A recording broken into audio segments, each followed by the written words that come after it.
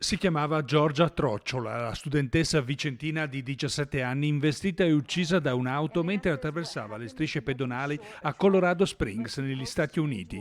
Giorgia frequentava la Dirty High School nella contea di El Paso in qualità di studentessa fuori sede nell'ambito di un programma di interscambio culturale.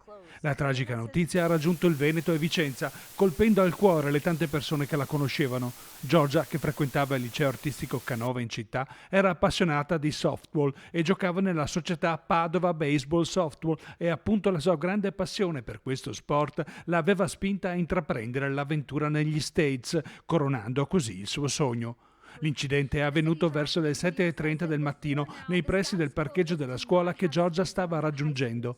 La Jeep, che passando con il rosso l'ha centrata in pieno, non le ha lasciato scampo, uccidendola sul colpo. La sua personalità gioiosa e solare aveva già conquistato le simpatie dei suoi compagni, che hanno lasciato per Giorgia mazzi di fiori e improvvisato un momento di cordoglio nel campo sportivo con un cerchio di candele. Anche il presidente della Regione Veneto, Luca Zaia, ha espresso dispiacere e commozione per la morte prematura della 17enne. Il papà Gianfranco ha scritto il ringraziamento della famiglia per l'affetto ricevuto in un post pubblico.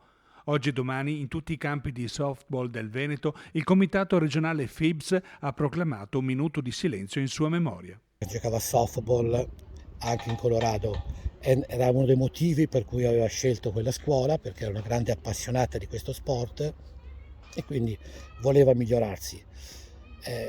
Giorgia era sicuramente un'ottima atleta, ma era anche una ragazza solare, sempre allegra, faceva gruppo sia quando era in campo che in panchina che nello spogliatoio.